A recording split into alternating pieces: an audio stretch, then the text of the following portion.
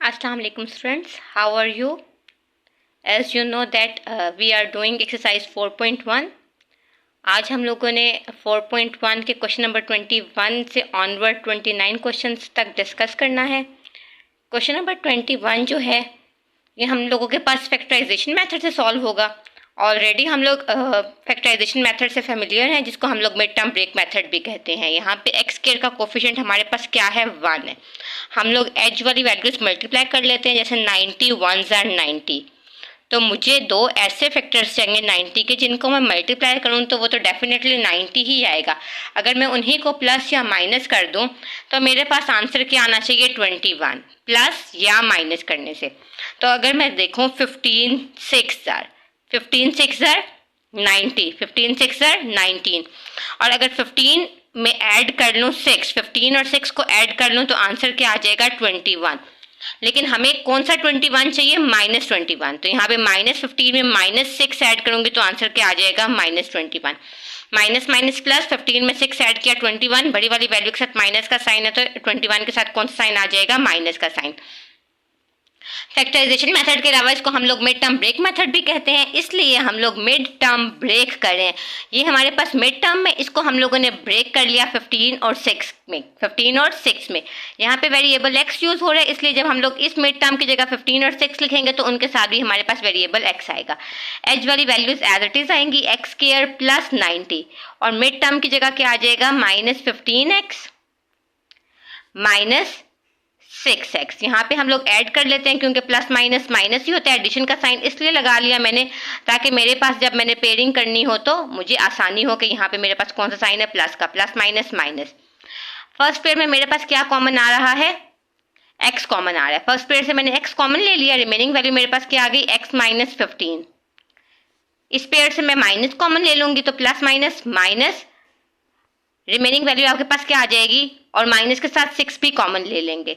x, क्योंकि बाहर minus का साइन हमने कॉमन लिया तो प्लस का साइन माइनस में चेंज हो जाएगा, और 6 15s are 90, 6 15s are 90। x minus 15 common factor है, इसको कॉमन लेके 1 टाइम लिख लेते हैं। और सेकेंड फैक्टर हमारे पास क्या आ गया, x minus 6। It is our required answer. After that we have question number 22। 2 1s are 2, 2 1s are 2, multiply करूं तो 2 आए, और उन्हीं दो नंबर्स को प्लस या माइनस करूं तो आंसर क्या आना चाहिए, 1। एक्स का कोफिशिएंट यहाँ पे क्या है, 1।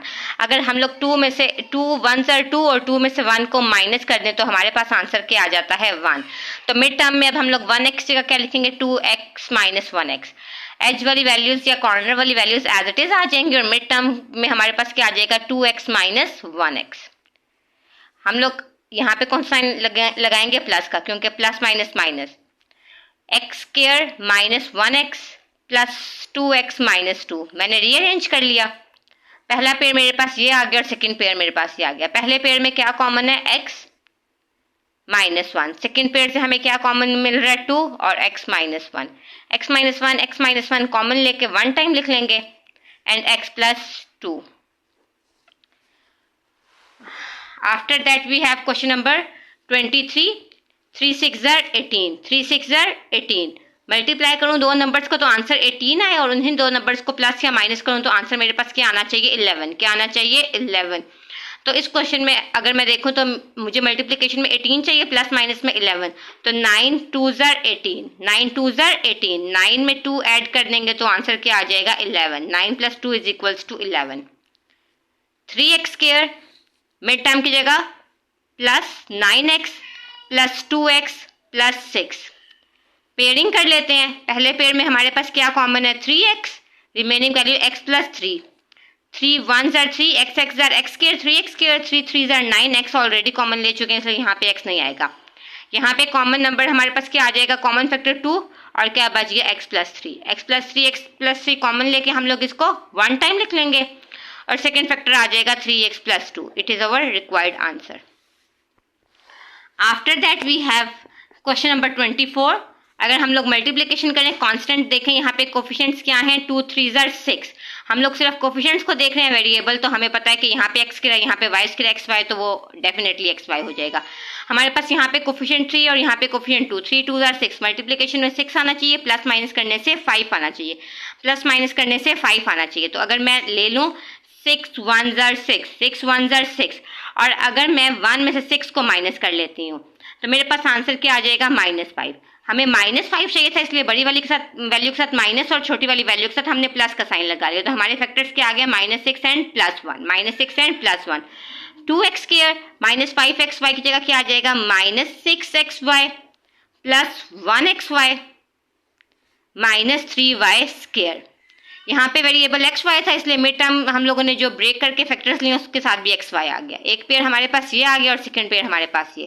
पहले पेयर में हमारे पास 2x कॉमन आ रहा है, रिमेनिंग वैल्यू x माइनस 2 3 ज़र 6 3y।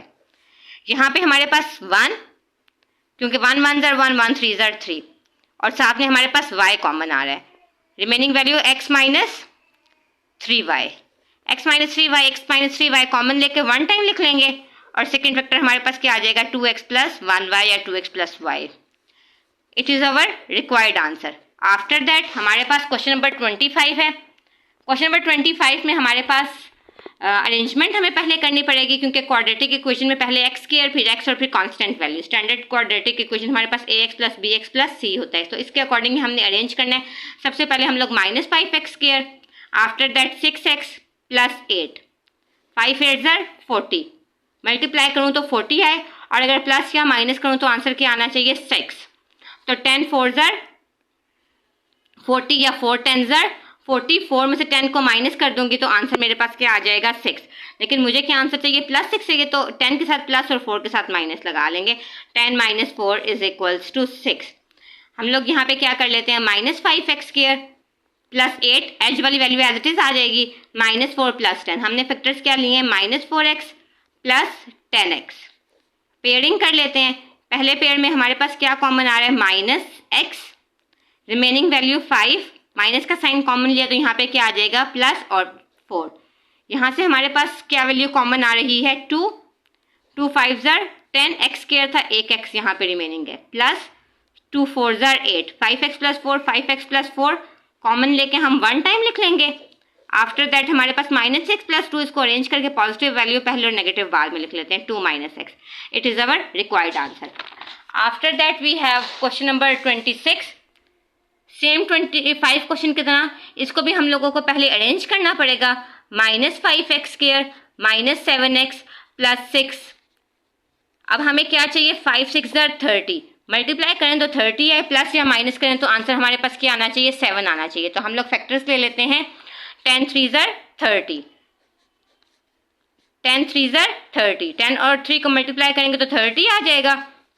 10 में से अगर हम 3 माइनस कर ले तो आंसर हमारे पास क्या आ जाएगा, 7। लेकिन हमें -7 चाहिए, तो बड़ी वाली वैल्यू के साथ माइनस और छोटी वाली वैल्यू के साथ प्लस का साइन लगाएंगे।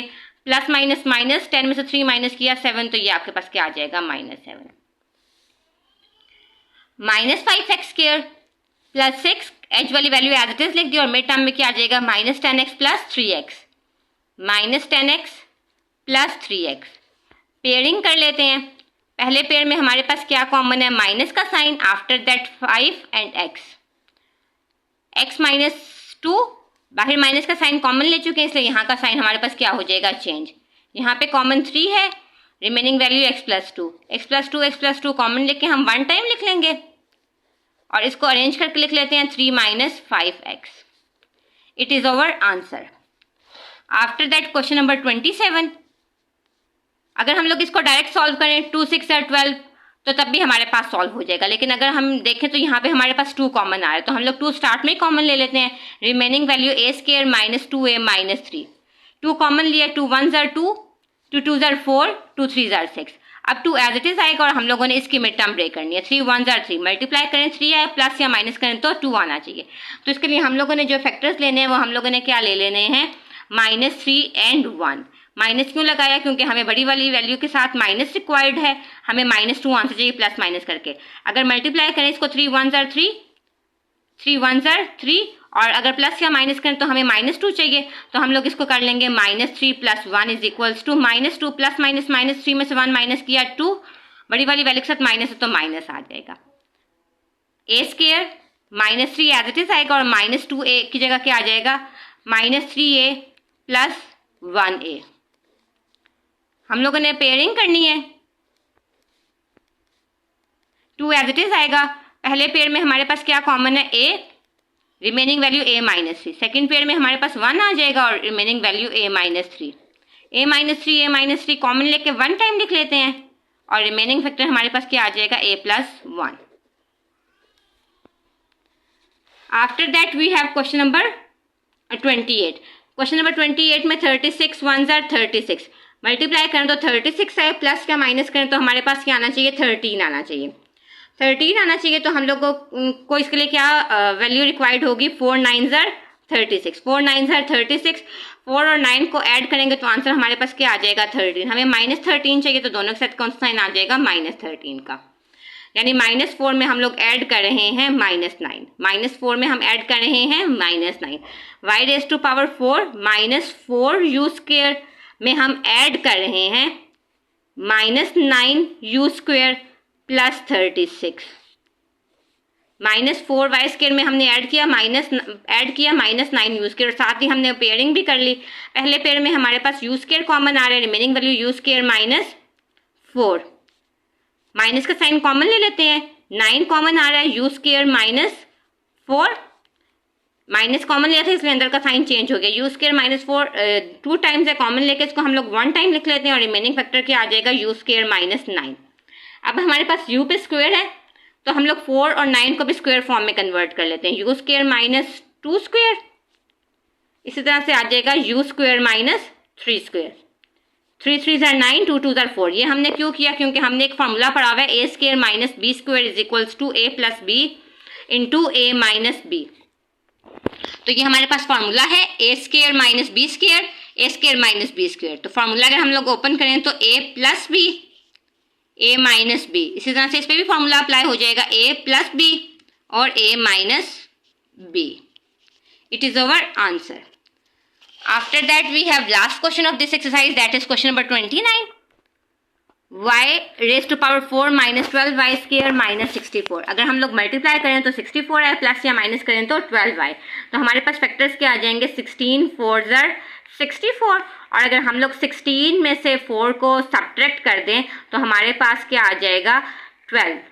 हमें क्योंकि -12 चाहिए था इसलिए हमने बड़ी वाली वैल्यू के साथ माइनस का साइन लगाया था कि -12 आंसर आ जाए। हमारे पास y raise to power 4 minus 16y square plus 4y minus 64। साथ ही हम लोग पेयरिंग भी कर लेते हैं। जब हमने पेयरिंग कर ली तो पहले पेयर में हमारे पास y स्क्वायर कॉमन आ रहा है, remaining value y square minus 16। After that we have 4 common, y minus 16, y minus 16 y square minus 16 remaining value, y square minus 16 common लेके 1 टाइम लिख लिया और सेकंड हमारे पास पेयर बन गया, फैक्टर बन गया y स्क्वायर प्लस 4 का। नेगेटिव साइन है, फार्मूला अप्लाई होता है, यही वाला formula, a square minus b square is equals to a plus b into a minus b। तो y स्क्वायर फॉर्म में है तो हम लोग 16 को भी कन्वर्ट कर लेते हैं, 4 स्क्वायर में 4 4 दर 16। a square plus b square का फार्मूला नहीं है इसलिए हम लोग इस वैल्यू को एज इट इज लिख लेंगे। a square minus b square किसके इक्वल होते हैं, a plus b into a minus b। तो एक दफ़ा हम लोग y प्लस 4 और एक दफ़ा y माइनस 4 लिख लेंगे और y square plus 4 as it is आ जाएगा। y स्क्वायर प्लस 4 रीअरेंज कर लेते हैं, y plus 4 y minus 4। It is our answer. Today we have completed our exercise 4.1। इंशाल्लाह नेक्स्ट लेक्चर में हम लोग 4.2 को डिस्कस करेंगे। Thank you so much for watching. अल्लाह हाफिज़।